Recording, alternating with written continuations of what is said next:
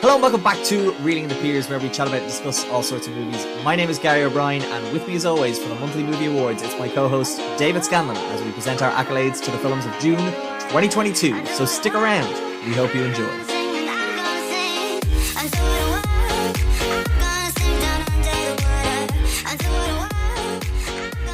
Co-hosting out of nowhere. Just rightfully so. Rightfully so. See, I wasn't trying to take the title away from you. I was just trying to take legitimacy from the podcast away. That's the key distinction here. Usually, so it's if I'm experiencing your analogy is I'm the co-pilot, and instead of you're giving me your parachute. No, yeah. So I can get out of this burning rubble. Yeah, it's like me being on the Titanic with like, hey, remember that time you said you wanted to drive the boat? I think that was the time. That's the time. Right. It was his fault. Yeah. He didn't see the iceberg. Nobody knows the name of that captain. Nah, he was vilified, I think. Oh, really? Yeah, I think he ended up in court. Something happened to him anyway. Okay. I think this is a court of public opinion. Yeah. I think we started cancelled on Twitter. Yeah, exactly. Hello, welcome back again. It's just me, it's been a while. It feels like a while since we've done this, hasn't it? So, June has felt like a long month for me. I don't know about you, but it's felt like a long last month. I don't know, it's because I'm jet setting here and there what it is, but... Alright. Yeah. Humble brag. Yeah. Oh, I've been here and there. Yeah, well, I got COVID. Good. Is this how we're doing it? Yeah, exactly. But yeah, thanks for coming back. I'll always come back. Oh, thank you. Please, you're the only one who talks to me anymore. It's in the contract. It's in the contract. So hello people listening to this as well, I suppose. Yeah. Welcome back. We are going to hit up with the usual thing we start with, which is Get Letterboxd. Letterboxd is a cool website for tracking all your movies and letting us know what you think about the new movies of any times, but we'll be focusing on the ones coming out in the month. This is so rambly already. But why I'm also pitching it again is because what we've done for this episode is, I know last month I was talking about doing a review award. Scrap that completely, and I'm just going to throw in reviews that people have given these movies across the month that either follow us or don't. So I think that could be a fun way to, engage the listener. And I say listener as in singular. But also, if you don't have Letterboxd, you can also ping us on Instagram at Reading in the Peers and send us your movie reviews there. I put something up on the gram this week, and some people got back to me about movies they saw as well. So I think that could be a cool way to get other people's thoughts. Movies on the list? Movies we're talking about? Movies, to be honest, a lot more movies that weren't on the list than were. Okay, but they didn't come out in June. Are these movies that have come out recently, or are these just people old just movies? told me their thoughts. Look, hey Gary, I saw Back to the Future 2. Did you know there was a sequel to Godfather? Could you believe it? Or isn't it in How I Met Your Mother? One of their dads dies, and he's like, Crocodile Dundee 3. It's legit. He leaves like a voicemail or something. I've seen it on cable. Also 5 stars on Spotify phone app. That's all I'm saying about it. No more. Sign into your partner's account and do the same. Parents, doctors, co-workers. Time codes below to help you jump around the ramblings. But the movies we're talking about, I think 10 movies this month. Well, I guess the big blockbusters of them all would be, is it 10 or 8? I only know. No, sorry, I'm missing a few anyway. Yeah. So. You were slacking. You were too busy jet setting. Yeah, I know. We're talking about the likes of, your Jurassic World, the Minions, your Elvis, Lightyear. What else we got here? Hustle, Spiderhead, the whole shebang. A lot of singular name movies this year. Oh no, sorry, this month. If you by that you mean 4? Yeah, 4. Okay. That's a high percentage. We should work it out. 40%, isn't it? Work it out. 40%. My God, that's all I need to pass exams in college. Oh, sorry, just the two that jumped out there were Lightyear and Elvis. But now that I think about it, it would be Presley or Buzz. No. So we've been saying misnamed movies. Yeah. We're recording this kind of late in the week. Midweek after work. Bit manic. Oh, yeah. Because do you know why? Because David's jet setting again. Jet setting again. I can't help myself. I'm seeing those Ryanair deals and I'm like, yeah, I'll get on that. And then I have to pay for baggage. I've never been to Liechtenstein. We'll give it a go. Yeah. And also at the end of the podcast, we'll be talking about the movies that are coming out in July as well. And hoping to see what people are looking forward to. Can't wait for Minions: The Rise of Gru. Mate, did I tell you I watched Minions last night in preparation? Yeah. It's bad. Have you seen any of them? I think I've seen Despicable Me 1 and 2. See, they're supposed to be good, aren't they? Yeah. But it's funny because the Minions movie doesn't have any of the talking characters from the other ones. So it's a lot of... That, yeah. But also, yes, so if this is your first time listening, Sorry. but how we do this is we present our 6 awards. So best movie of the month, worst movie, best actor, worst actor, hidden gem, and something that used to be called visible garbage or visible trash, but we've now renamed to blatant muck. Yeah, we put an Aim Dunphy spin on it. Yeah. Wait, what'd you say it was? Blatant muck. Blatant muck. There we go. It just sounds better. We wanted to base it more off the former RTE sports correspondent. Yeah. Definitely. How's he going? He's still a journalist. Okay, I don't know what he does. Eamon, what are you up to?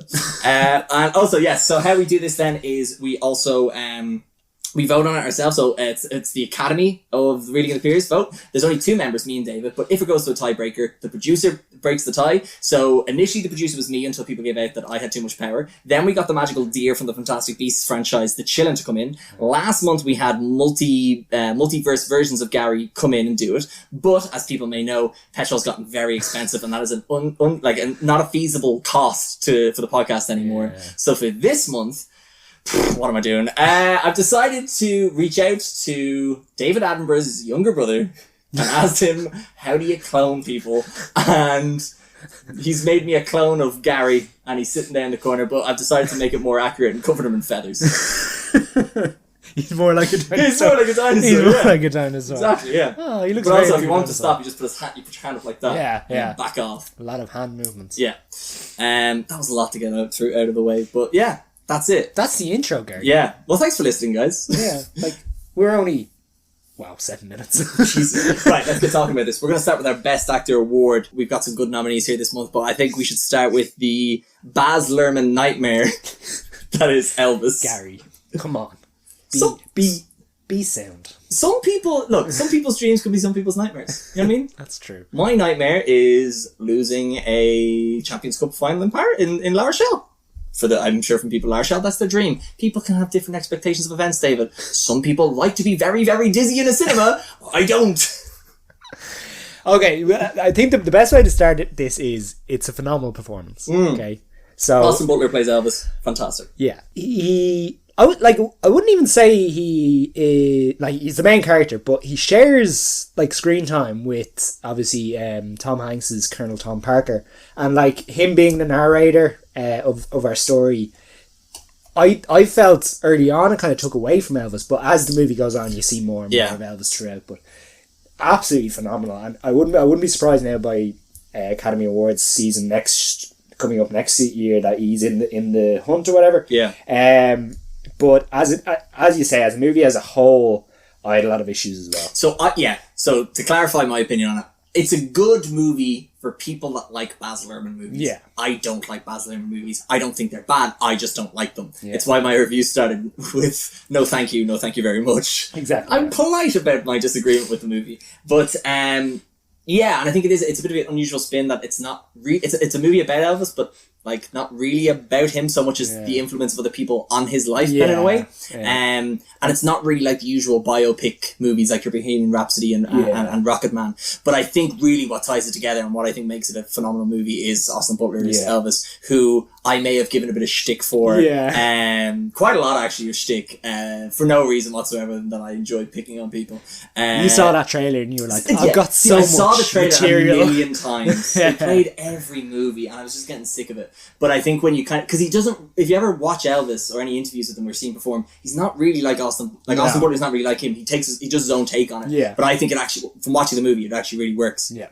But I just think for Austin Butler in this role, the physicality and the showmanship he's able to put in to the role is what blows me away, and not he's able to, because you watch Elvis perform and he's shaking his hips about, but Austin Butler does a cinematic version of it. Exactly, which I think really, is quite fantastic. I think with what the movie was going for, and certainly I would kind of break this movie up into 3 parts. So you have kind of the early years, and in the early years there's this whole thing about Elvis kind of dancing on stage and he's stuff. being too erotic. Yeah, we don't mind spoilers. I mean, it's the life of Elvis.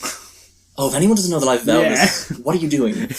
But anyway, I think they for the story to kind of progress, I think they use that element of him kind of being over the top on stage and things like that. And And I think if you were to use Elvis, say, you look at his early years and just use exactly what he did, I don't think that would make sense. It would just look a bit strange, like they're making such a hullabaloo over something that's so timid. Whereas I think Austin Butler does a good job of just being so over the top on stage, and there's a couple of times on stage where his bandmates tell him work it up a bit more. The girls are loving it and stuff, and even the girls' reactions are ridiculous at times. Okay, that's what I hated this movie the most. That first time you see him in the pink suit, I think that really caught me. I was like, wow, what is this? Because people don't go that insane. Yeah. And for anyone that hasn't seen the movie, well done.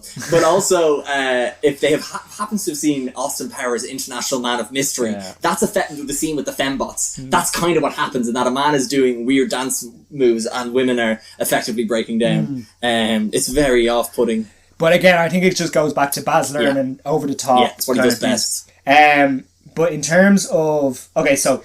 That's, for me, is just where it kind of fell down. But there is plenty of times in this movie where I really, really enjoyed it. So, number one, when he brings in the two producers, I know one of them is played by Dacre Montgomery, we would know from Stranger Things. And Power Rangers, David. Don't forget about Power Rangers. I think that whole section is really good. It's him kind of rebelling against Tom Parker. He doesn't want to do Christmas songs, whatever. He wants to do his own thing. And he plays that Rebel song, isn't it? Or the... Gospel song? Yeah, the gospel song. To protest somewhat. Yeah. And I thought that whole section was really good. And then the section that just it stood out for me, and this is really the main part of the story, is his first show in Vegas. So I love that. This and this is where I think Baz Luhrmann's directing really, really works, is because you see Elvis on stage and he's given this absolutely phenomenal performance. He's blood, sweat and tears into it. He is absolutely giving the crowd everything he's got. He's going from side to side. He really, he's singing his lungs out. And Tom Parker's in the crowd with the owner of the hotel, and he's literally writing down, I can give you this guy for 5 years. Yeah. And you consider Elvis is putting so much into this one single performance. He has to do this for 5 years. Yeah. And then he has the audacity to come out with that famous line that I know my dad told me about. You're going to give Elvis 5 million, but what are you going to give me? Yeah. And that just literally, I think that if you could cut that scene out, that was the whole meaning of the story. Yeah. Is that you have this absolute brilliant performer who loves performing, who's giving everything he's got, and you've got a guy who's literally got him around the neck and just taking him for everything he's got. So I think there is times in the movie where, for me, it didn't work. It was way over the top. I've said it in my Letterboxd review. It was sensory overload. You were just flashing on screen. But in other times, I thought it really worked, where you see Elvis putting in this huge performance, but you understand the meaning of it in his life and stuff like that. So. Yeah, and I think I agree with all that. And I think just another bit to add on to this is that it surprisingly has very few Elvis songs in it. So if you're a big Elvis fan, congratulations on your 70th birthday. But why am I like this? Don't be like that, like Elvis. Yes, there's not many Elvis songs in it, which I was quite taken aback by, because I thought it would be like Bohemian Rhapsody, where they'll just be like, what are you doing there? Freddie is like, I don't know, just making a song, and then that's the origin for Under Pressure or something like that. Or the We Will Rock You one, But what I did like is, and I don't know if it's a rights issue or anything like that, but Baz Luhrmann seemed to have strategically picked the songs that were key moments, I guess, in Elvis' career, but also ones there's a song called That's Alright, which was shown at the very beginning of the movie as how Elvis was discovered, and then also later on in the movie they show how he builds it to his Las Vegas show, and how he's able to show 3 different depictions of that song. One, the first time was Elvis discovered, where Elvis got the song from, and then in the Elvis show, and I'm like, that's great, because if you had too many songs in there, it would have been a bit murky. So that's just one thing, I guess, as a word of caution, in that you might not hear your favourite Elvis song. So did you hear your favourite Elvis song? A Little Less Conversation. That's my favourite one. I think that's the one, because there was a remix of that came out. And actually, speaking of remixes, I really didn't like the new versions, the remixes of songs in this, the modern version. I liked it in The Great Gatsby. I didn't like it in this. It just felt it was weird. There's something weird about we're seeing Elvis in 1960 walking down Beale Street to Doja Cat. So this is the thing. I wish they had have just used, say, a B.B. King song or something like that. Instead of using, I understand the idea was probably, we want to use an African-American artist because he had so much roots in African-American society. Which this movie actually does a very good job of. Really good. By the way. But again, as you say, there's bits in it you're like, this is taking me out of the movie. He's in 1950s, what's that city called? Memphis, sorry. And he's walking down to this like rap song, which just feels weird. It just takes you out of the movie. Yeah. But also as well, it's a weird thing. It was in the trailer side. It's the last thing I'll mention on the movie probably. Is the bit where he's shaking his hips. It's like the guitar riff from the Come Together from the Justice League. What the fuck's that for? Therefore, I just thought they put it in the trailer because like it sounded good. But when I saw it in the movie, it's strange how much of this movie is the trailer. Yeah. But yeah, look. It's 2 hours and 39 minutes long, and I think it really drags because you have these high peaks of euphoria and music, and then the lowest points of Elvis being abused and, you know, just being like having a tough time with it and stuff. Yeah, the other complaint I would have is it was just too stretched out. I feel like they should have just focused on one single part of his life, or not single part of his life, but more kind of just focus on, you know, his career rather than they seem to just go over his whole life and well, that's what I thought would have been cool if you made it a 3-part miniseries on Netflix, like 1 hour long, cast a different Elvis each time, like The Crown or something. Yeah. But there's no like way. Father Ted. What? Like Father Ted. Like Father's Head, David. Yes. That's what they should have done. Raging I didn't think of that. But yeah, like I said, regardless of the movie, Austin like fantastic. Phenomenal production. Just I think personally for ourselves, it just wasn't exactly for us. But again, that's personal preference. And so, like I said at the top of the show, I'm going to mention just people who gave in reviews about it. Yep. So I have one here. I'm thinking of calling it something cheesy like the peer review. Yeah. Just 'cause, you know, it's the name of the podcast. The peer review. Yeah, something like that. I know that's not what a peer review is. What is a peer review? It's, you know, when you discover like an atom and you're like, hey, can someone make sure this is right? Sorry, yeah. It's a gross simplification of it, but pretty sure that's right. It's like a replication or second. It's just sense checking and making sure you're not talking shite. Anyway, so this one comes from Lily Nolan. She gave it 3.5 stars. Loud, super. That's particularly what we were doing, though, isn't it? Yeah, because like we're saying something, and they're like, yeah. It's a peer review. It's a peer review. Some good PR. Elvis. Lily Nolan gave it 3.5 stars, saying loud, superficial, fun, long, but I was still tapping my feet all the way through. There you go. I think that summarizes it pretty well. Yeah. If you say so. I wasn't. It's also why I sat away from everyone because I knew I'd be sighing the whole time. I sighed a lot. Oh, God's sake! I definitely sighed. There was definitely a lot of stuff. Bosler, for sake. Okay, other good performances. I have down here Emma Thompson in Good Luck to You, Leo Grande. Yeah. Grande or Grande? Grande. Grande, yeah. Leo Grande. He is from Dublin. No, he's not from Dublin. He's from Tipperary. He has an Dublin Irish accent. Yeah. So do you want to tell people about this movie because they might not know? See, I don't know if you'd even put those. Do you know what? It's such a small film. Okay, so this is a film that takes place in a hotel room. Well, yeah, mostly takes place in a hotel room, and it's about a sex worker and a older lady who has. Widow, ex-teacher. Yeah, lost her husband. Yeah. And she just wants to explore herself. Yeah. But, so the reason I think the performances stand out is because I don't think this movie would work unless the performances were good. Mm-hmm. I don't think they would work unless the two actors actually bounced off each other well. Oh. Yeah, you know what I mean? But I love these types of films, and I think, like, don't think this not necessarily doesn't work in the cinema, but I don't think I think you could enjoy this just as much at home as you would in the cinema. Yeah. Well, you saw it at home. I saw it at home. You saw it in the cinema. Oh, you watched this? Yeah. Oh, I didn't know that. Oh, yeah, I've seen it. Yeah. Oh, yeah.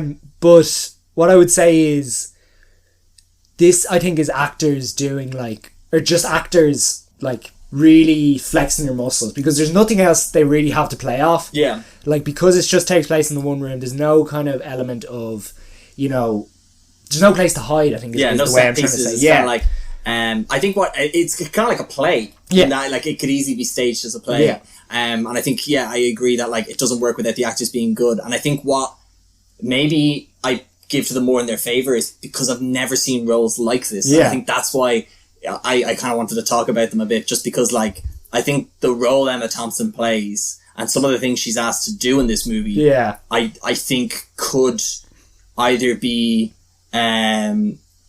just seen as could be seen as like a gimmick. Yeah. But the fact that Emma Thompson is able to inject it with so much heart and vulnerability. Yeah.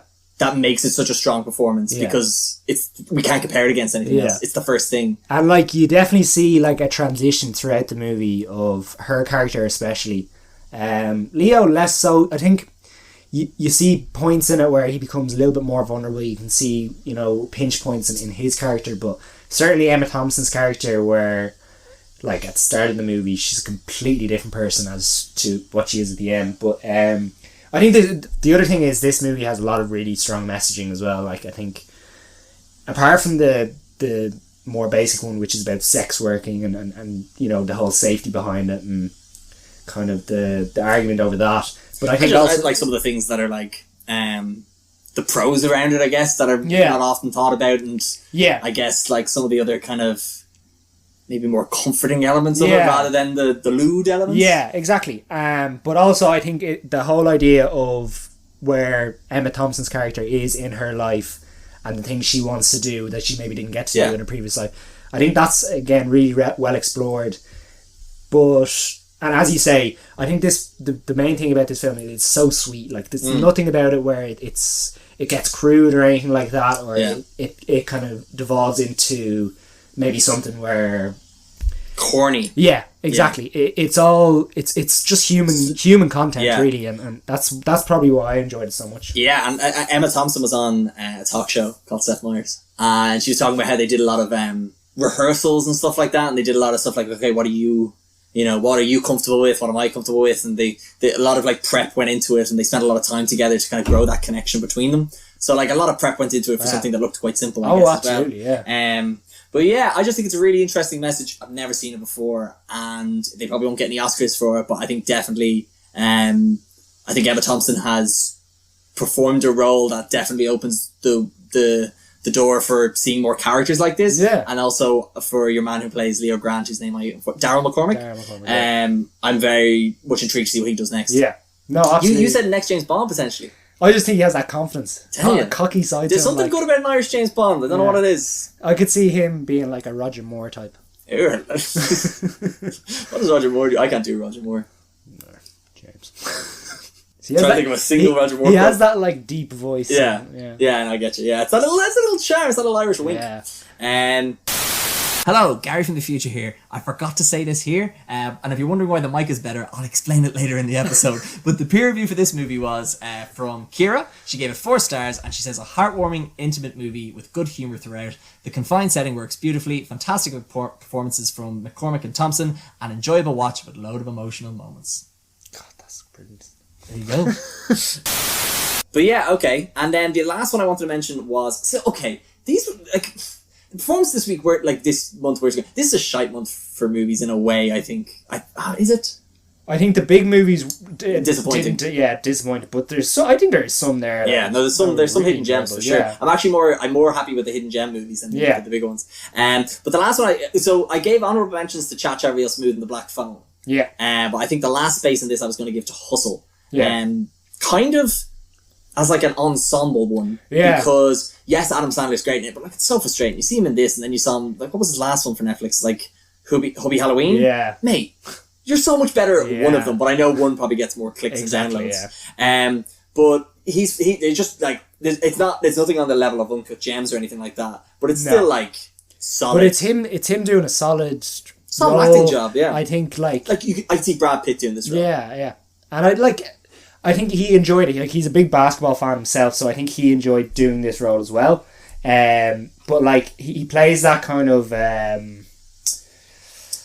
like I don't know what you say, light-hearted coach, where like the bits where he's like taking the piss out of your man and when he's taking shots, stuff like that. I think it really, really worked for him. But also there is dramatic elements in it where, say his wife finds out he's paying for the guy's accommodation, stuff like that. So no, like again, it's not the type of role that stretches him too far, but I think he really does a good job of it, and especially Barton is typical kind of shtick. Yeah, so what the movie effectively is, it's about a guy who's a scout, and he's been on the road for like 10 years, and finally he's offered an office job, but the manager, passes away, and then his son takes over the role, and his son's like, nope, I'm going to keep you on the road.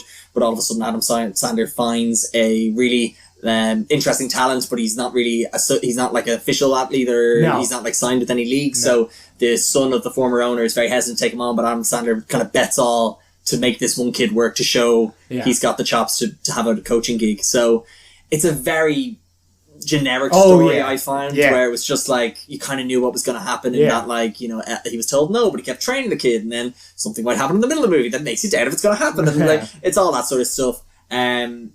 But I think for me, I only gave it 2.5 stars, but I think it was the performances of the actual NBA stars. This movie's got a load of people from the NBA that I didn't know were NBA stars until the credits. But there's one guy in particular, I forget his name, let me just get it here. He's the guy who plays the bad guy Kermit. Anthony Edwards. He's great. Yeah. I thought he was an actual actor, but when he turns out he's a basketball player. Oh, unbelievable. Yeah. The main guy, the protege, I forget his name. The Cruz. Cruz. Yeah, Cruz. What's his name? Cruz. Ben? No. Cruz. Tom Cruise. What? I don't know. No, Joe, his name was Theo Cruz. No, I can't remember. Anyway, Cruz. Cruz. His name's Cruz. Yeah. He's pretty alright in it because he plays someone who's a bit awkward anyway. Yeah. But yeah, I just thought, like, my God, for first time acting, they all did a stellar job. Yeah. No, you wouldn't have like picked them out as like, oh, they're basketball players or anything like that. And as you said, like, it was only when I saw a certain face I was like, oh, they're, you know, they're Like Shaquille O'Neal. Yeah. Like, he looks like a basketball guy, I know. He's about 6'12". Yeah. But yeah, like, again, but I think if you're a big NBA fan, you'll love this movie. Yeah, like it's got so much Easter eggs in it and stuff. People pop up and that was the other thing I think I enjoyed about it is that it's very realistic. Like there's been films previously, say like based around sports, where you can tell, you know, they're on a set or they're not in the real offices or they're not in the real stadiums. Whereas I feel like this one, like apart from the fact that they have all the NBA talent, I think they made it look like he was actually working for the Philadelphia 76ers. It does feel like it's an NBA produced movie. Yeah. It's like that you know, Fighting With My Family. Yeah. WWE. It feels like that. Like it gets all of those elements very right. Exactly, yeah. And so they were saying, I think Adam Sandler was saying himself, like there was some games they actually went to and like real life games, but they just like filmed at halftime and stuff like that. So again, stuff like that makes it a little bit more realistic and enjoyable. So again, as you say, it's not the most groundbreaking film, but definitely one it's on Netflix. You can enjoy. It's an hour and 47 maybe, 58 I think, 57. Yeah, I feel like basketball. Yeah, if you like a sports movie. Yeah. The peer review for this was from Avril Mogan. She gave it 3.5 stars, and it was, this film made me care about basketball for 2 hours. She's not wrong. The film's not even 2 hours long. So she even thought about it Afterwards. After, she probably had a bit of a residual care for basketball. Or before, did she do some research? Oh, maybe she was like, I'll probably look at what basketball is. And then she was just like, that's just like that scene from the Road to El Dorado. I can get on board with this. I heard her say it the other day. Oh, you heard her say it, alright. That's a Gary thing. But yeah, so I think, you know, if we were to give it to the actor of the month, come on, the Gazzy. We didn't call them Gazzies last month. We're supposed to call them Gazzies. Gazzies, They're Gazzies, yeah. Much to my own annoyance, we're going to call them Gazzies. Austin Butler. Austin Butler gets the Gazzy. Well done, Austin. Aussie B. Right, let's get into this is I'm just lumping these all together because this is the worst movies. This is the bad section. The bad section of the podcast. This is where Gary gets a bit lightheaded from all the screaming. Bit worked up. Joe, actually, I'm just gonna, because my mom has listened to these now. Yeah. Do you know what movie she watched after the last podcast? Chippendale. Sneakerella. Oh wow. Yeah. Oh yeah, you told me this. Yeah. What? Like, what is she doing? Yeah. That's like everything ever all at once. She's like, nah, what about? Because I forgot to mention on the podcast last month, it's a musical. So once she heard the first song, she turned it off. Sneakerella. Oh right, okay, yeah. Oh, she kept with it. No, she turned it off. Turned it off. Okay. Yeah, because she like saw the singing. It was as bad as one would expect, and was like, this is. No, sorry. The only one I have down here that you could watch at home is Chippendale. So that's the first thing that came to my head. No, she watched Sneakerella on Disney Plus. Okay. Anyway. Yeah, sorry. Because I don't have it here. Sorry. But yeah, so we're talking about this is the bad section. This is the bad section. The bad batch. The bad batch. So we're going to combine Poovy of the Month, Blatant Muck, and Worst Actor into this kind of one category, and we'll present the awards individually as we go. Yeah. So I don't know which one do you want to start with. It's kind of funny. I'd say start with Jurassic World. Really? Or I have Jurassic Park Dominion. Jurassic World. Jurassic World Dominion. Do you want to go or shall I? Okay, so I'm going to start by saying this movie. So first of all, I don't think this movie is any worse or better than the one before Fallen this. Kingdom? Fallen Kingdom. I think there was probably better bits in Fallen Kingdom. Yeah. Like I think the haunted house, or not the haunted house scene, but yeah. you know the scene with the end. See, this is the thing. The only thing I can remember that from that film is them running away from the volcano. Yes. And then they're in the house. And Yeah. that's literally all It's I probably a remember. 2 hour, 20-minute movie as Yeah, well. I literally don't remember anything else from that film. Yeah. Like the whole thing with the clone. Yeah. I don't remember. So this movie, I just... So sorry, I was what's just going to this say, I was just going to say it's no worse or better than the last one. I don't know if the first one was any better. Like, I think it was more nostalgia that got... Yeah, was the reason I that think was better. people were harsh on it initially, but some people have kind of grown warm to it over time. Jurassic World. Jurassic World. Yeah. I don't really care. Yeah, I'm kind of indifferent to it, but Yeah. it's a fun... I think it's a fun time. Apart from Jimmy Fallon. Always, David. Well done. Thank you very much. Playing to your audience. Yeah, exactly. I liked the running in that movie. Look at him smile. But yeah, go on ahead. Go ahead, you're So on. yeah, I was just going to say what this movie's about because I'll get lost in Oh, yeah. ridiculous stuff. So this movie, Jurassic World Dominion, picks up where the last one, about a couple of years after the last one, maybe, where dinosaurs were released into the world, and this movie opens with how the world is now coping with dinosaurs living in it and being in the wild, and then 10 minutes later it stops doing that because that was the interesting part, and why would we want to watch that? And basically, it's all about there are crops that are being eaten by like these swarms of lotus. Is it Jurassic Lotus. Jurassic lotus? It's the Jurassic World, Gary. And we're all It's not Dinosaur World. Jurassic World lotuses, but they're not eating the crops from a certain pharmaceutical company or something. Biosyn, who just so happen to have a dinosaur sanctuary. So Another Jurassic Park. Jurassic Park. What else will World, David? What else will this film They should have come up called it with? Jurassic Woods. That would have been good, wouldn't it? Jurassic Forest. Jurassic Forest. Wouldn't it be better if we had different sort of landscapes as the titles? Jurassic Desert. And a big sandworm. See, Spielberg started off with it because he was like Jurassic Park, and then definitely not the author. Then the Lost World. Yeah.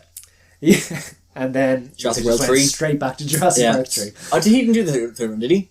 No. Thank Christ. Yeah. Anyway, so what happens in this movie then is we have the original three, Sadler, Sam Neill, Jeff Goldblum. Yeah. They all come back to help figure out what's going on with the lotuses. Yeah. Then we have the Locusts. Locusts. Why do you keep saying lotus? Oh, am I saying lotus? Yeah. Oops, locusts. It's not the flying lotus from Blades of Glory. Not the Lotus Esprit from The Spy Who Loved Me, is it? There's a Roger Moore. Yeah. It's and then we have the other three. We have Chris Pratt, Dallas Bryce Howard, and the kid who's a clone. Bryce Dallas Howard. What did I say? Lotus. Dallas Howard. Dallas Bryce Howard. Did I? This No, is don't worry about it. midweek It's madness. midweek madness. So Madness. you're going to get some things wrong. And then the kid clone, who we discovered was a clone from the first one. I forgot about that. That was like, I was like, there was a clone in the last one. So she gets kidnapped by Biosyn. So they have to rescue And Blue. Blue's daughter. Blue, who being a dinosaur's baby. Yeah. The raptor. We're really spoon feeding them. And then Ron Howard's daughter. And is he a bit suspicious with his religion these days, Chris Pratt? Go to try and rescue the clone. So these two teams end up being in the same location. For a few minutes. Yeah, I just wanted to get all that out of the way with because we're going to lose the plot here. Yeah. So what were your thoughts, David? So I feel like they had like some nice set pieces. So they had plane. Oh yeah. No, sorry, they had Malta. They had Malta. That was a set piece. Yes. It was like a dinosaur underground black market. Yeah, auction. Which again, interesting idea. They got rid of that almost immediately. Yeah. So that was one set piece. Then they had the set piece in the plane. The plane goes down. And then they had the final set piece where the crews were working together to gather, like it was like a fetch quest pretty much at the end. We'll try to keep this as spoiler free as possible, but don't bother. You've seen a Jurassic Park movie. You know what happens. Actually, no. This is completely different because there's no dinosaurs.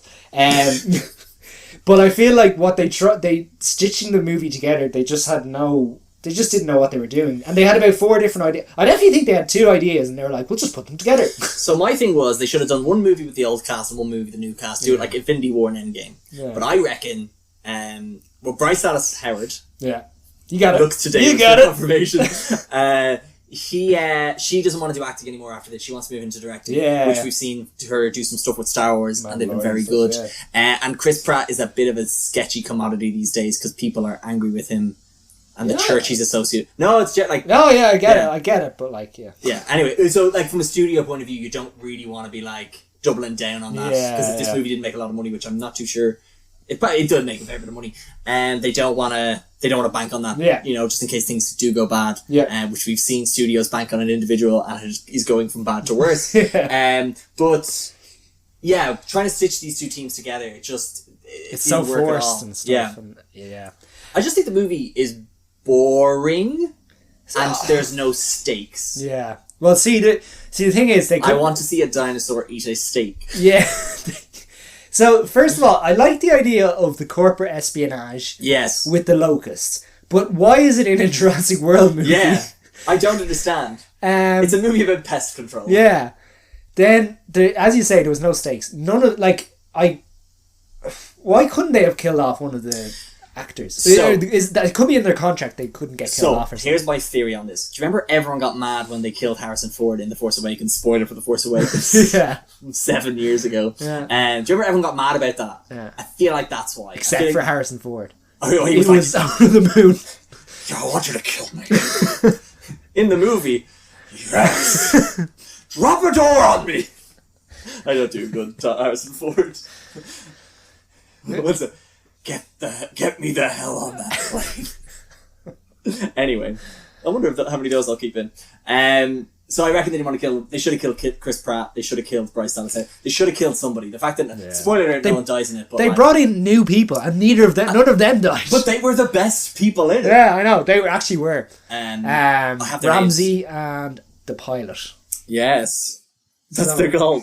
I have their names here. Apologies. DeWanda Weiss and Mamoudou Afi. I'm so sorry for butchering those names. I feel like they could have just made the film about them. I would have loved to see a little spin-off because, how this movie is set up is that there's dinosaurs in the real world, which is such a cool idea. Yeah. But we see not even 10 minutes, maybe a 5 minutes newsreel from someone on BuzzFeed being like, "Oh my god, look at the dinosaurs! And the dinosaurs are everywhere." There's a montage at the end.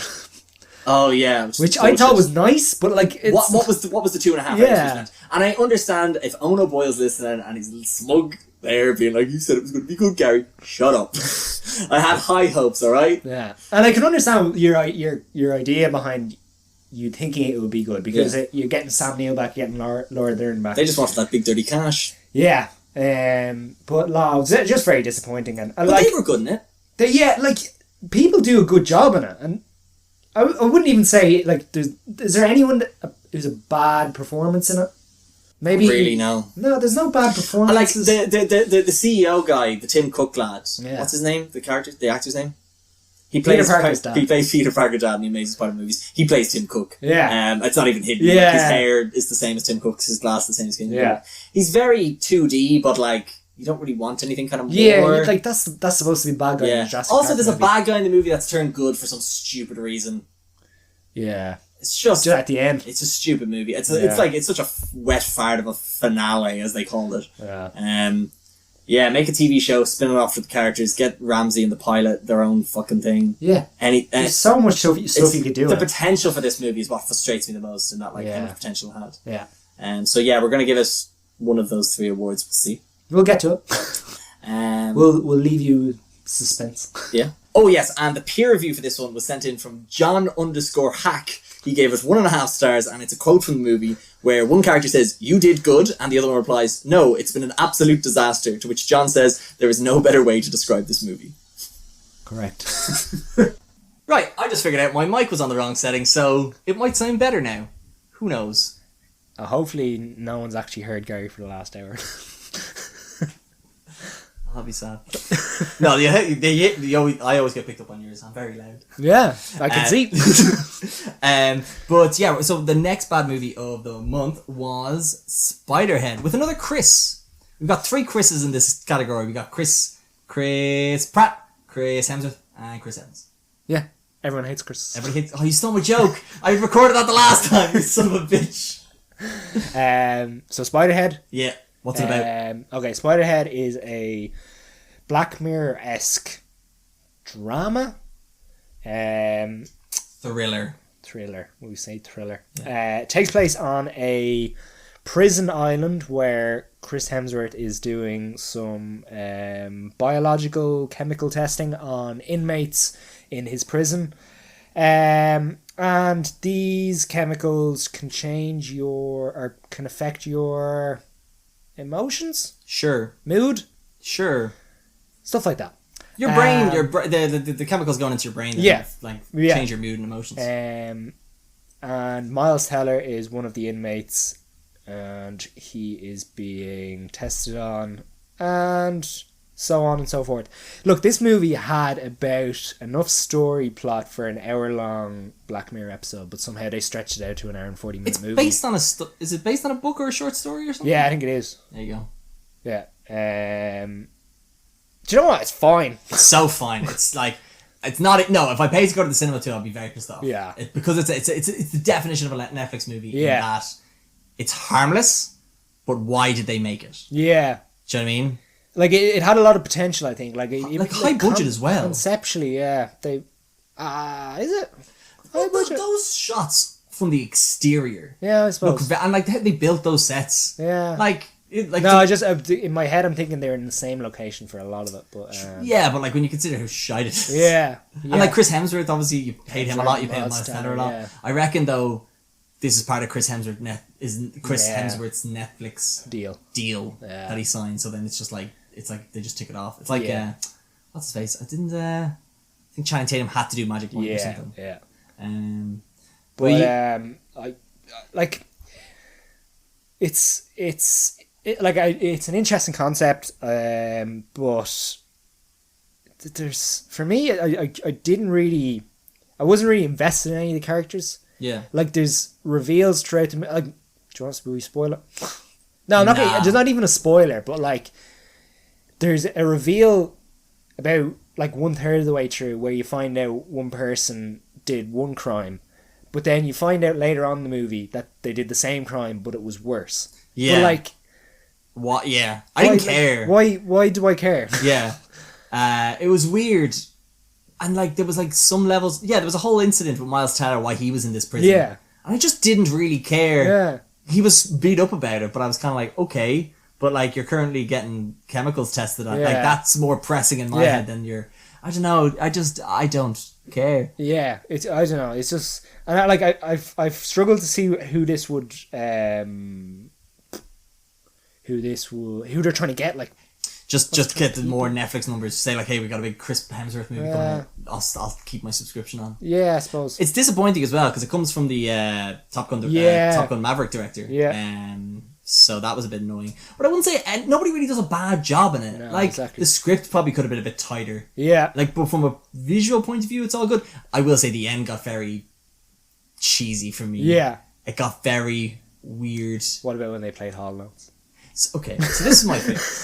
Yes, I love when they play Hall and Oates, David, of course. But no, I thought so there's a weird thing where Chris Hemsworth's character is always on Spotify and he's always playing like weird 80s tunes. And like that's great, but I'm like, then you're just doing what they're doing in the movies where you're trying to inject me with something to make me feel a certain way about this movie and it's not gonna work. Yeah.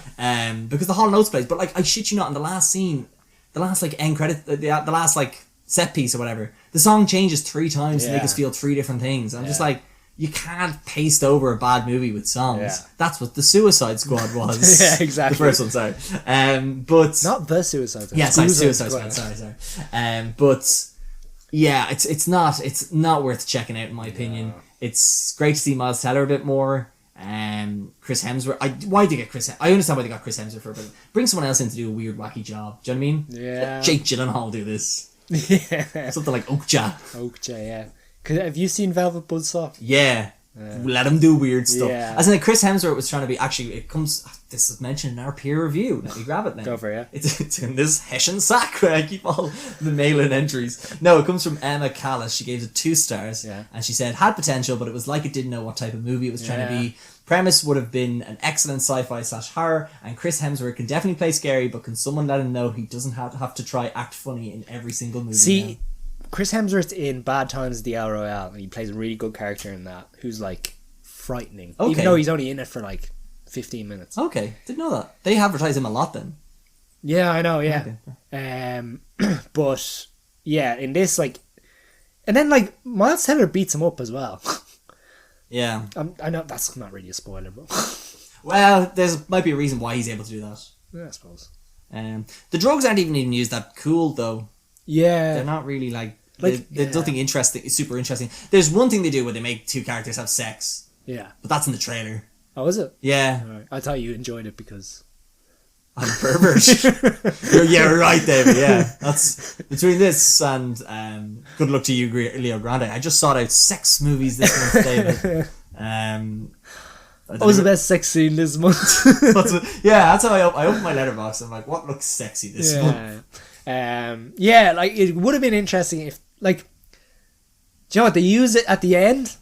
Yes. Use it at the end, Yeah. and then they use it at the start to test it. But yeah, other than that, it's always in that testing environment, Yeah. which is why it's so boring. Yeah, so basically these people have like a little thing attached to their back that Yeah. Chris Hemsworth has an iPad probably that can... This would have been more interesting if they were out in the wild. yeah, it would have been interesting in a lot of other ways, David. Yeah. Boo. Ooh. Right, and the last one, the next Chris. Yeah. Everybody hates Chris. Oh wait, is this Lightyear? Yeah.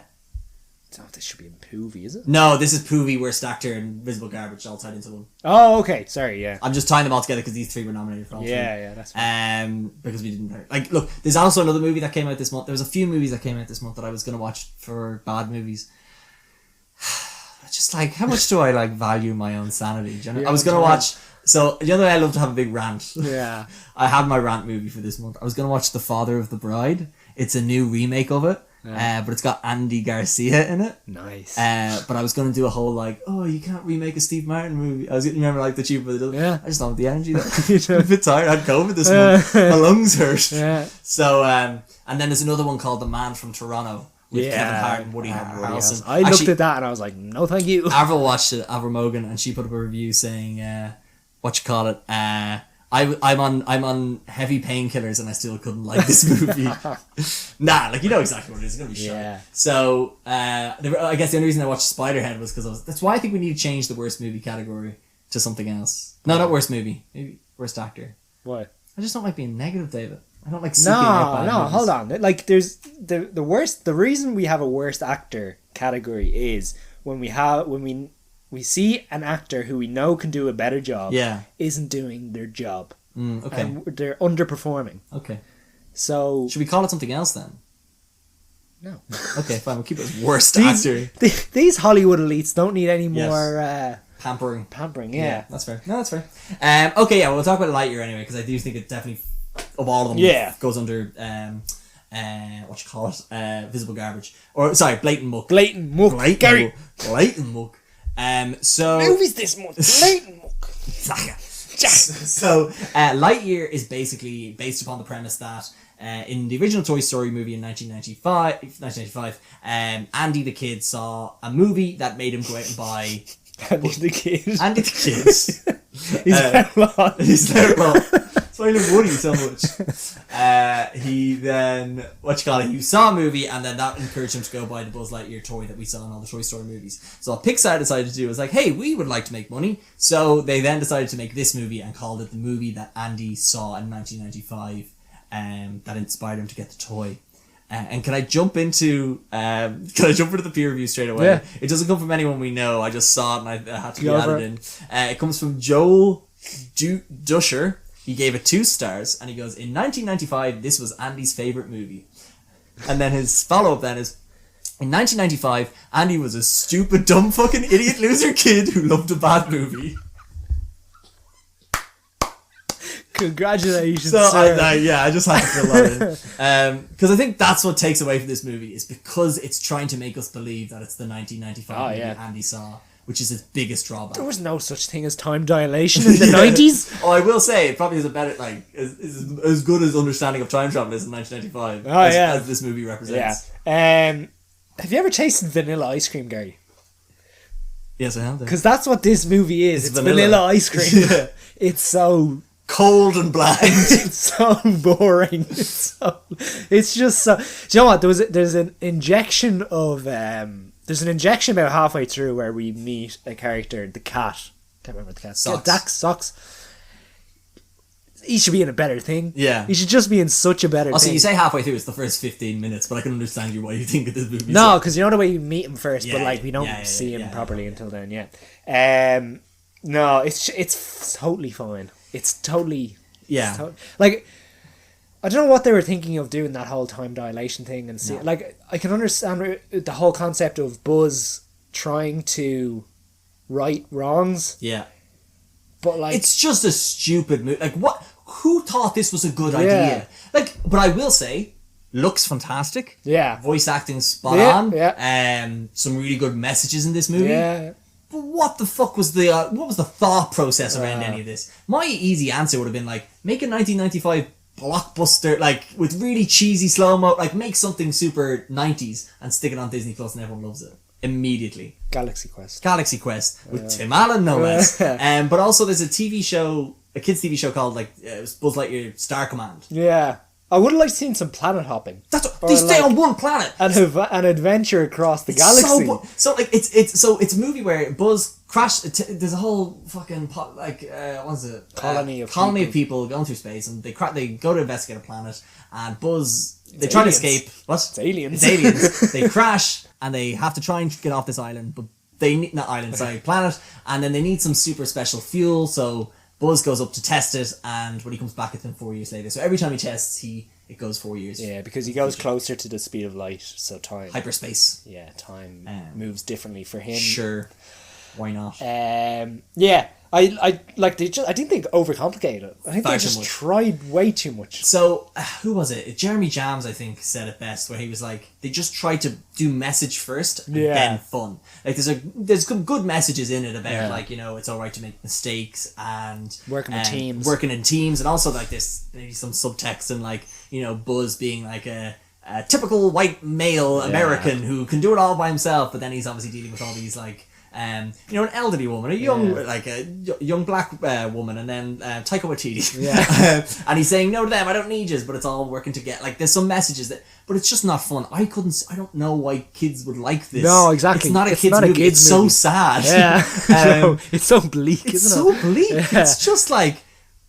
I don't understand the reasoning behind it. I can't believe they greenlit it. Do you know what I Yeah. mean? It just seems wild to me. Yeah. It's not fun. Is this the worst Pixar movie? I've not seen The Good Dinosaur, but something tells me it's The Good Dinosaur. Yeah, maybe. Also, I yeah, don't they know. overcomplicated it by just not having Tim Allen in it, because then it begs the question: why did you not get Tim Allen? Is he not in the bad books as well? Has he been cancelled? No, yes and no. I know he had a weird thing recently about someone who was pansexual and making a cooking joke about it, about pans or something. So that was, but I know he's coming back to Disney to do the Santa Claus TV series. So he's still with them. But I getting think they in just there. wanted Chris Evans for the star power. Star Power, yeah. But it's just Taika like Waititi is voice in this. he's wasted in it. Between this and I would say somewhat Free Guy, he needs to be in a better thing. Yeah, he He's needs, fine he in needs to Free Guy. fire his agent. He just seems he's too busy off kissing a lot of girls, David. See, I can understand he doesn't want to take up something huge because Yeah. he probably prefers directing. Actually, you haven't watched Our Flag Means Death, have you? No. I reckon that's really good. It's him and Rhys Darby. Yeah. That looks really interesting. I bet you he's fun in that. Maybe Yeah. that's better than Lightyear. Yeah. Series, is it? Yeah. We don't talk about series on here, guy. Just movies. All right, David. That's fine. Gary from the future, if you can get a super cut of all the times David mentions the series. Oh, I just mentioned Black Mirror earlier.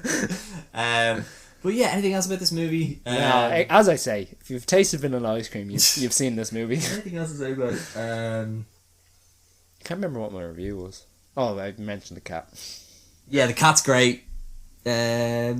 Uzo, I will say, here's another cool thing about this movie, is that it portrays black women in very cool sci-fi roles we've never seen them in before. Yep. That's all cool. There's an LGBT relationship in it. Yeah. It's Pride Month, David. Yeah, it is, yeah. What's that thing? It's have you heard that like TikTok? It's like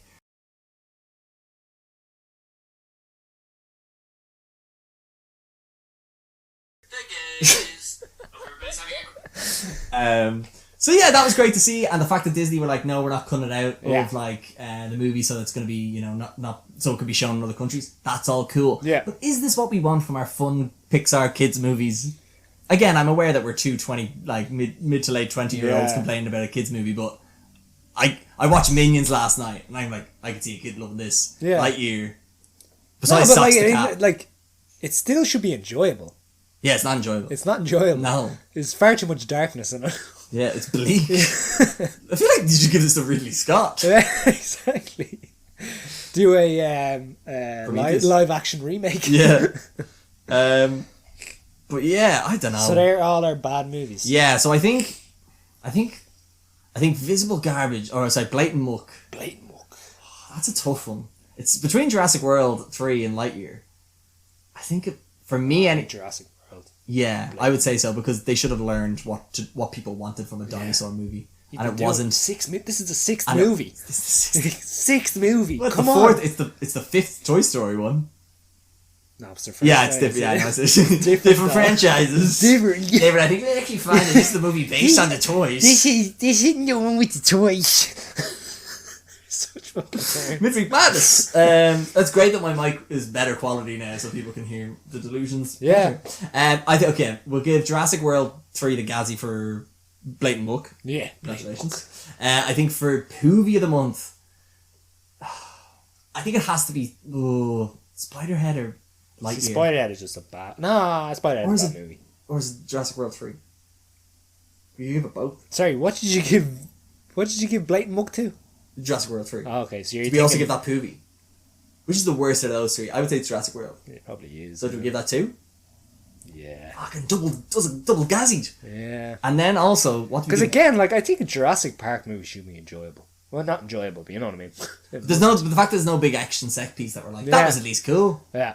Actually, I tell you what, there was one scene where Bryce Dallas Howard was being hunted by the other. That was like 30 seconds. Yeah, that was the best bit, David. That was the best bit. Yeah. Great job of that. Yeah. Do you remember the scene on the ice that lasted like 5 seconds? Yeah. That might have been cool as well. Yeah. If only there was just more to it. Yeah. The dinosaurs look great. Yeah. Feathers. Good feathers. Look at that producer over there. He's having a good. Oh, he's laying an egg. Let's crack it open and see who the worst actor is. I really want an omelette. Worst actor. Oh, I don't like this award. It's kind of mean. It is mean. I think we need to bin this one. No, maybe we'll only use it for when there's actually a bad performance. Yeah, that's probably fair. There wasn't anything outrageous. No, and I don't like giving it to people. Because, there was definitely a few kids on the black phone, but I'm not giving it to a kid. Yeah, that's fair. Anyone in Elvis? No, there's no one in Elvis who was bad. Yeah, I think we'll leave it. I think leave it blank. I think just take it out. It's a bit like the Triple Crown. You know, you can only win it if you beat all 3 teams. You can only win the worst actor award if you're so shit that these 2 guys are like, hey, think you're shit. Based on our 0 years of acting experience, we don't think you did a good job. No, but think about it. But think about it. It's like a Jared Leto in House of Gucci, or like a Jared Leto in Morbius, or like the Jared Leto in Panic Room. Do you know what I mean? It's like that type of performance. What did you give his hair? It's Panic Room. Yeah. The worst.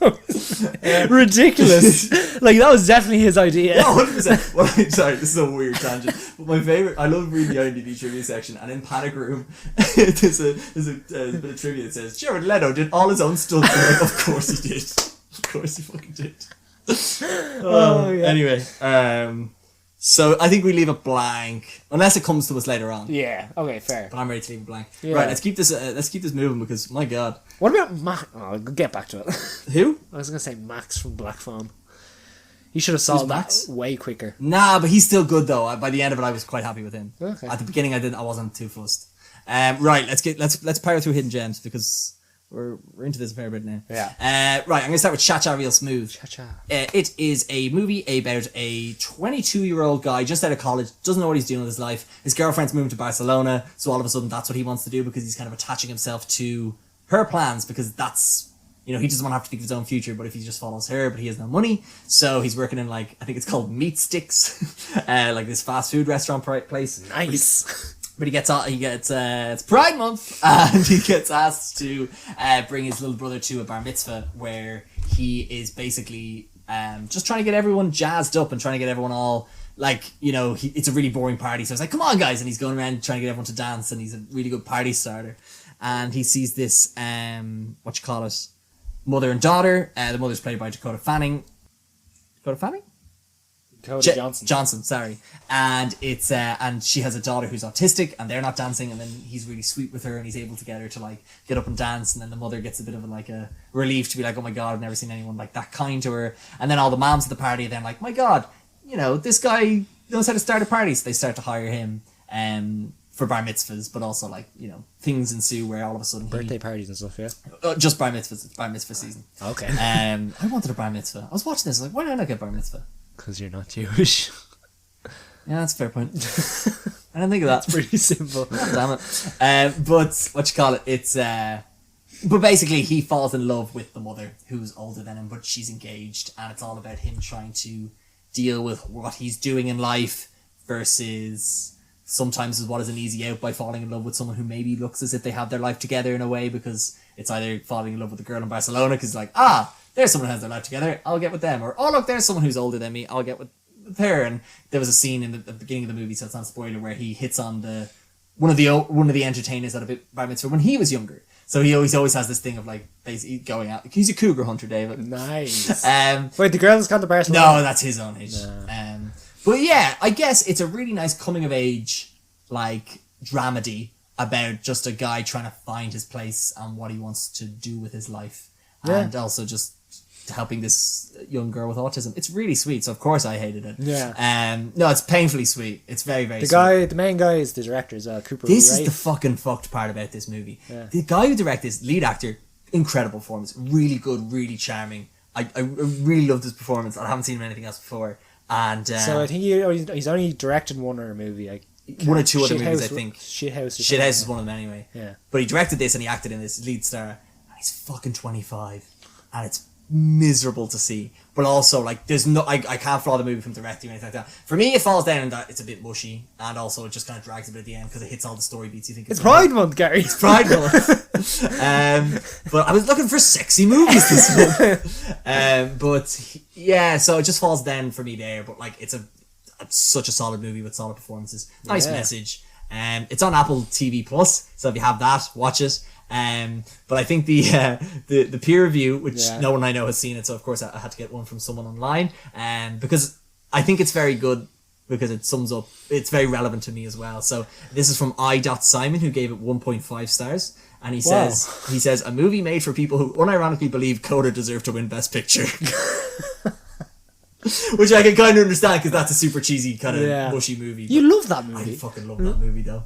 But it's funny. I thought because this guy was saying, I didn't like this. But if it's on TV Plus, give it a go. It's an hour and 47 minutes. I've heard good things about it. It's good things. It'll definitely do well in the Spirit Awards anyway, which is the Independent Movie Awards. I think it'll be nominated. So the message of this movie is, if you're trying to sort your life out, is find someone else has their life sorted. No, because that's the thing.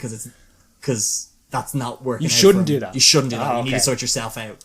Oh, okay. Kind of thing. Do you know what I mean? Damn. And also, thought that was a simple way to sort myself out. And don't drink at bar mitzvahs. That's don't another drink thing. at bar mitzvahs. Yeah, that's another one. Okay. The next bar mitzvah, I'm telling you. What, are they dropping stuff into it or something? No, he's drinking. See, he's a troubled man, David. You know what I mean? He's been asked to hold down a job and he doesn't like proper job and it. Just watch the movie. I can't explain. He likes freewheeling it. He does like freewheeling it. Leslie Mann's in it. Yeah. It was nice to see, and the guy who plays Raymond's brother. Was she better than she was in The Bubble? Yes, she's much better. Yeah, it's quite good. And Dakota Johnson's in it, and she also plays a reluctant mother, much like in The Lost Daughter. Lost Daughter, yeah. Yeah, it's good. Yeah, it's worth a watch for anyone for sure. Cool. Speaking of Pride Month, Fire Island. Oh yay! Up the game. Shout out to. I didn't mean to play that. It was so perfect.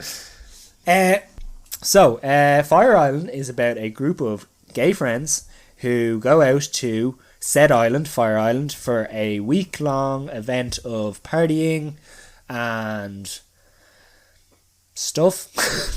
They're partying. I think some of them go out with debaucherous ambitions. Yeah. Mischief, yeah. Gay mischief. That's what they should have called this movie. But the main kind of plot revolves around two friends. So our main character's name is Howie. Fire. No. Island. We've got Noah. Noah and Howie. isn't Harry, it? yeah. Yeah, so Noah is the type of guy who's like, nah, I'm happy just, having a few one night stands, doing my own thing, not being in a relationship. I'm happy. A bit like, your man just freewheeling it. Mm-hmm. Whereas Howie, has never really had a proper relationship, wants to have like a long term, proper, intimate relationship with someone, and is struggling to find that. So Noah is going to try and find him someone to get with. Yeah. Well, no, actually, Noah kind of just wants him to have sex. Yeah. But he's kind of looking for something more serious. Yeah.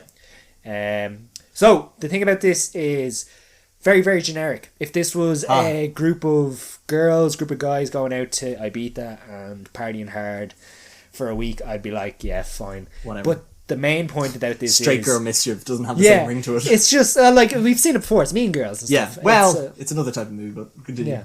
Yeah. Do you have one? Well, no, it's Pride and Prejudice. Yeah, okay, sorry, yeah. No, but this one, the main reason that this one is so relevant and so important is that it's about, gay men. And it's something that, like... Queer Asian men. Yeah. A very underrepresented group when it comes to... It's something that, like, we've never really seen these types of characters in cinema. Yeah. So... We still haven't because it's Disney Plus. Outwardly gay, I think, is the thing. Because, like, there's times we've seen characters who are gay. But, like, not... I think this movie does a good job, and again, my very limited knowledge. Yeah. In terms of, like portraying gay culture as well, like queer culture. Yeah. Because I believe Fire Island is an actual thing. Oh, is it? Yes. Oh, I only cool. realised that... Where is it? It's near Earth, Wind, Island. But I'm not too sure. Earth, Wind, Island? Yeah, so Earth, Wind and Fire Island. Oh, okay, sorry. Yeah, fucking... You fucking idiot. Do you remember? Yeah. 21st of September. Yeah. But anyway, so I think it does that. It's able to, like, I don't know, and I think the guy who plays Noah is also the director and the writer. Yeah. But I was saying this to you the other day, where it's like it's basically Pride and Prejudice. The beginning of the movie is a quote from Pride and Prejudice. Oh, it shows the Pride and Prejudice book. I have never seen Pride and Prejudice. That's why that went over my head. I have only seen it for this podcast, and I've seen the zombie version. So I've now seen 3 versions of it. Woo! But it's the zombie and the gay version. I haven't seen Bride and Prejudice though, the Bollywood version. I know. I need to catch them all, David. Take that off your list. It's on the watch list. But yeah, so this was sent to you where it's like, I feel like if Bowen Yang from SNL, who plays Howie, also great in SNL, if he was to approach Disney about a movie about queer Asian men going to a party island, going to Fire Island, and a relationship and emotional drama happening there, they'd probably be like, who's going to watch that? But I think when you kind of pitch it as the very easy, but it's gay Pride and Prejudice, studios feel more comfortable about it because they don't have any other movies to base that sort of success off of. But they're like, it's Pride and Prejudice. We've seen that work before. Yeah. And if we, have a version with, gay queer men in it, therefore, we can, it's an easier sell to people. So I think that's why it has to be, unfortunately, labelled as just that. But I think what this movie does is it's able to both introduce some good elements, from modern times, but also, like I said, that kind of like queer culture as well into it, that kind of keeps it modern and it's not a beat for beat. It somewhat is beat for beat, because there's one guy and you're like, you're the Wickham. And you know who the Wickham is, David. Wickham sounds like a bad person. He is a bad person. I call him Wickham the Dickham. But I think I did anyway. But I think it's really cool that it's able to do that. Overall, I kind of align with yourself. Like, it does feel generic and boring, but it's only because we've seen so many fucking movies do the Pride and Prejudice thing. Yeah. Sorry, what was the other thing I was going to say is... Sorry, just on characters just being outwardly gay. That's nice to see. Yeah. Like, but then, sorry, the other thing I was going to say... So I guess what you mean there, rather than like someone... we've just seen characters so often we've movies. been told they're gay. Or not even that. I mean, like, the likes of, say, Call Me By Your Name. It's about a character who... Oh, I understand. It's about him becoming, dealing with the fact that he's gay. Or there might be something where, a young boy, has to live up to a family name, and, him being gay is affecting him. Whereas these people are gay. They're proud of it. And they're enjoying themselves. But also... Sorry, what I thought you were talking about there was, the way in Onward, there's a gay character in Onward. You're just like, you've been told that. Yeah. And then, like, in Star Wars The Force Awakens, 2 people kiss, and you're like, oh, look at that representation. Yeah. Like, there's more trees in that movie exactly, than Louis' representation of that sort of stuff. So I love the movie for all those reasons, but I guess for when it comes to like rom-coms, they're not really my big thing. No, exactly, and this will obviously suit certain people over others, so if you like Pride and Prejudice, I do think they could have gone with a better name though for them, Fire Island. But see, I think because Fire Island's a real thing, just advertising, But I think like Pride, get it, Gary? See, I get that, David. They could have gone Pride and something. Pride and Gay Mischief. Gay, exactly, something like that. Well, actually, speaking of someone who loves Pride and Prejudice, our Pride and Prejudice, our Pride and Prejudice correspondent for the podcast, Phoebe Nolan, her peer review was, she gave it 3 stars. She goes, "Love is lovely. Taking her classic stories and updating them for romance in our times is exactly what Jane would have wanted." So I didn't know Jane Austen wrote about revenge porn. She was very, very before her time. Very ahead of her time. I can't believe she has that whole OnlyFans subplot. Also, as well, actually, another cool thing about this movie is gay characters of all ages as well, not just young lads. So I thought that was cool. Margaret Cho, I think her name is. Yeah, she's in it. Great. Anyway, is it one to watch? Yeah, if you love rom-coms and stuff like that. If you love a rom-com, if you're a fan of those kind of soppy movies, you'll enjoy this. It does that whole like stupid shit at the end. I'm like, we get it. We get it. You like each other. Get over it. So, and then the last hidden gem nominee of the month is Jerry and Marge Go Large. Woo! Exclusively on, and I haven't told David this because I've been trying to keep it a surprise, but I reached out to Paramount Plus Ireland and asked them would they sponsor the show, and as of whenever it was last week, I have not received any word, and they are still ghosting me. But this movie's on Paramount Plus. It's a new streaming service because there's not enough of them. I think you got me there, guys. That big sponsorship deal. Oh, mate. So I had the text ready. I was going to quit my job. But so Jerry and Marge Go Large is not only fun to say, but a fun movie. It's basically about a guy from a county or a state in America that I forget, who discovers that basically he works in a cornflakes factory all his life, and he's really good at numbers, and he discovers that the local lotto can, if you just enter it enough times, you'll actually win.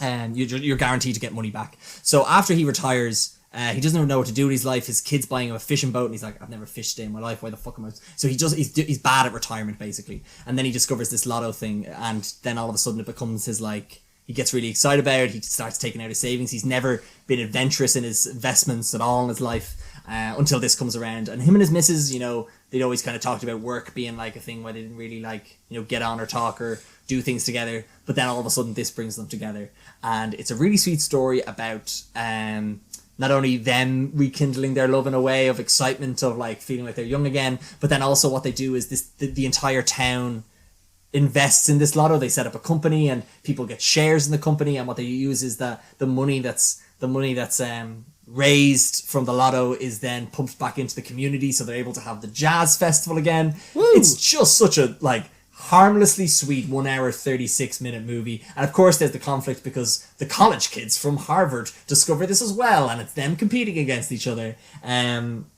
which is just a bit of like fun. It's like a good TV episode of like, it's just like a funny plot from a TV show. Yeah. Do you know what I mean? Like for one episode. Simpsons or something. Simpsons, yeah. Exactly, yeah. It's got Bryan Cranston in it, Annette Bening, Rainn Wilson. It's just harmless. It's directed by the same guy who did The Devil Wears Prada, if that means anything to anyone. I wouldn't say rush out and watch it, but if you just want something, if you're on a plane, I think it's a perfect plane movie. Yeah. So the reason you enjoyed this movie so much is the gambling aspect. Oh, mate. That and Elvis. All in, baby. All in. You can't lose, man. If you stay at the table long enough, you can't lose.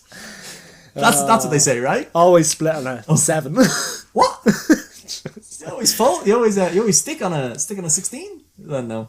I can't remember. No, I split on a 7, isn't it? Do you know when you can split your cards? No, I do. Yeah, I do. Yeah. I didn't do that. I went all in. All in, baby. And then my peer review, because I don't even want to talk about it. It's just like a fun time. And then my peer review for the month. Peer review for the movie is. Oh yes, the peer review for the movie is not a great addition to the Barb and Star cinematic universe. Look, it's fun. Right, so hidden gem. Oof. Boof. Like, So, I guess the black phone could be here. Yeah. Like, no, but see- because the black phone you'd see on the side of a bus. But that's what I mean, and that also made like $30 million. Yeah. Its opening week again. Good luck to you, Leo Grande. It could be, but I feel like there's been a load of press about it. See, I think it's bigger here than it would be worldwide. Mm-hmm. And we're not catering to our American audience. So, but I think these not three- after what they did. No, they know. They know. So we're talking. So- like I can't say for Cha-Cha Real Smooth, but from the way you've described it and from what I've heard from several sources, I do feel like that could be an option. Yeah, I think I'd have to go with that. And I think these three are good because they're all streaming exclusive, so Yeah. they're quite hidden. Yeah. Especially Jerry and Marge Go Large I because would Paramount Plus. never have heard about Oh, that. mate, it's so good. Unless except for the fact that you got Paramount Plus. Yeah, I got free trial. You're putting money into that, man. What are you talking about? What are you, my accountant? You're diverting funds. What are you talking about? You're diverting It's a tax funds. write-off. Yeah. But yeah, I'm gonna have to give it to Cha-Cha Real Smooth. So the Gazzy goes to Cha-Cha Real Smooth. Woo! Cha-cha. Right, and then this brings us into the movie of the month. Movie of the month. So I think nominees here, I'm definitely doing with good luck to you, Leo Grande. Woo! I was gonna say Elvis, but I think that's just more from a. You know, I think you have to put Elvis. I just think it's so well made. Yeah. It's so well produced. I just didn't like what it produced and what it made. But I think I have to give it credit for doing it well. Objectively, you have to give it. So I give think it it is going to go there. But the last nominee is going to be The Black Phone, which we saw 2 days ago. 2 days ago, yeah. Monday. We got over those Monday. This is on blues. Wednesday because this is the ultimate midweek madness. The midweek madness. The Black Phone, David. Oh. Okay, so again, simple enough premise. We have a child snatcher who is kind Goes around with a big big nose. Yeah. From Chitty Chitty Bang Chitty Chitty Bang. Bang Bang, yeah. There's a big car. No, who has been kidnapping kids in Denver, Colorado. You don't really know how long he's been doing it for. It seems like it's been doing for like a year, say. Like he's From the first kid. Yeah. Yeah. So you like don't know. he's well known. Like he's like this urban legend. And Kinda, yeah. it's like and there's an investigation into him. But anyway, our main character Finn is Finney. taken, and he is put in a room, He's grabbed. basement room. Oh yeah, sorry, he's the grabber. Forgot about that. And he's grabbed. So he's put in this basement room after he's kidnapped, and there is a black phone, in which the movie is titled, and it is disconnected, but he keeps hearing it ring, and the spirits of the children who were previously taken grabbed, sorry, are talking him through how he is going to escape. Yeah. And say le film. Yeah. Very Stephen King-esque vibes. Do you know who wrote it? Stephen King's son. Yes. Yeah, sorry. I don't think he wrote it. I think he directed it though. Directed, okay, yeah. No, this is my type of movie. I love these type of movies. Thriller, keeps you on your toes, interesting concept without it being kind of gimmicky. Yeah. Like it's not. I don't think it's going to shoot. It's not the type of movie that shoots the lights out, but it's a quality film. It turns them off and leaves you spooked. It's a quality film that, like, you definitely. I don't think we would have seen this in cinemas. Like if we were just kind of like going or whatever. But like, this is the thing. Like I only was just like that's why I love doing this podcast where it's like. I wouldn't have seen this movie if we weren't going to talk about it. Yeah. Do you know what I mean? And I dragged you and Lily to it somewhere because I felt bad. I was like, oh no, mate, I was going to see it. But that's just like I'm seeing this. Who wants to go? And I didn't know because I know Lily doesn't like horror movies particularly. Spooky films. She gets spooks. But I wouldn't even call this a horror movie at all. It's not. It's Thriller. more of a suspenseful thriller, like supernatural thriller, which is because I don't like horror movies too. I just piss myself so fast and hard. It's just a continuous It's stream. all that Coke. Sorry, Coca-Cola. But it's yeah, it's just it's a simple story, but I just think it's executed so well. And my biggest problem with it was the first 30 minutes kind of dragged. Yeah. But looking back, that is a very valuable 30 minutes because it kind of sets up the characters and the world quite well. Yeah. It's directed by Scott Derrickson, who did the first Doctor Strange, but also Sinister, if people know that. Yeah. So this is the thing he diverted his kind of attention to after Doctor Strange 2. And like got dropped off that.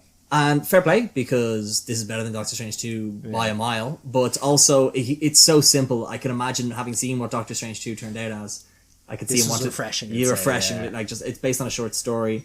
I have so many good things to say about this movie. It's set in 1979, but it feels like a movie made in 1979. The performances are all great. I could talk about Ethan Hawke at length at one point whenever that comes up.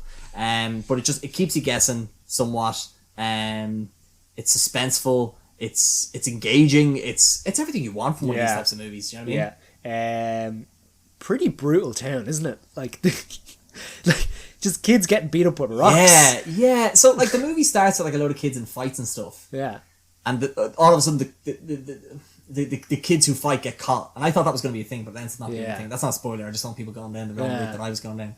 But it's just a brutal town of kids acting up. It might have been like that in the 70s. We don't know. Yeah, I suppose. Well, snowflakes. But we're all giving each other hugs at lunchtime. But no, I do think that really leads into the whole kind of setting and where it kind of leads into where, say, Ethan Hawke's character is coming from, but also where our main character Finn is coming from, and reasons why he is a little more kind of shy and timid, things like that. Also, the sister, whose name is Sister Woman Girl. Their actual name in the movie, as well as I was thinking. Yeah, I have Gwen. Gwen. She's fantastic. But like, you can understand why she is so tough, because like, again, living in that environment. But as you say, this is the type of film where I don't think there's any kind of time wasted, and everything is kind of necessary. Yeah. And everything kind of comes full circle, and you understand why certain things happen in the end. Yeah, because even I don't want to spoil too much, but also I don't really want to overhype people, because it's not the best movie ever. Yeah. It's just I think we went in with such low expectations. It's solid. That's so solid, and I think the theme of this movie this month is disappointment. Yeah. In that Lightyear was disappointment. Yeah. Disappointing Jurassic World, Spiderhead. There was some disappointment in Good Luck to You, Leo Grande. AA. And Gary didn't get to see any sex scenes. I didn't get to see any sex scenes. I was disappointed. Cried for weeks. But this movie just exceeded my expectations, which I think is the only movie that did that this month. Yeah. For what it is, like, it does exactly what it says in the tin. It's a black that's phone. What you want. Yeah, that's what you want. I want to talk about Ethan Hawke for a sec, because we've most recently seen him in. Can I mention a series? Can I? Yeah, sure. Moon Knight. Yeah. Not gonna give away to me talking about series on the podcast, are you? No, that's fine.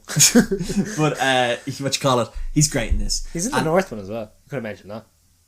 I don't want to talk about the North one. No, but in the sense of what I'm saying with Moon Knight was he plays a villain in that, and he plays like a superhero villain, whereas in this he plays like a psychological villain. Yeah. And I think what's really interesting about his character, this is the masks he wears, and I don't even want to say too much about the mask because it's really cool. But you love talking about the mask. I do love talking about the mask. Somebody stop me!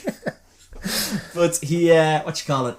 He has a mask on for most of the movie, and I think Jeremy Jams mentioned that how cool is it that like Ethan Hawke was like, oh, you don't need to see my face. Yeah. I'll just wear the mask. If it works for the movie, it makes sense. Yeah, and if there was some, actor that did want, like a Pedro Pascal, am I right? The Mandalorian. No, exactly, that wanted his face shown in most of the movie for publicity, he'd be like, I want to see my face in the poster. But in this, we just see a mask. And like, he is the biggest name in this film. Yeah. But like, you see his face for, 10 seconds or something Maybe, like that. but he just gives such an over-the-top performance, and he allows the mask to do quite a lot of the scaring, which is great. The funny thing was, every time he had the mask on, I was like, what face is he showing underneath? It was like, because But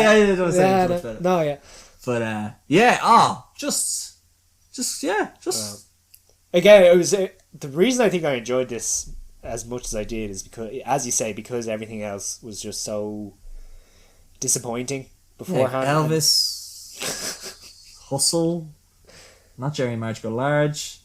I think all the movies that I expected to be good were good, and then movies I was uncertain about, like Good Luck to You, Leo Grande, I was like, they were just, I don't know, I think this just performed solidly. Yeah. And I think in a month so shit. Yeah.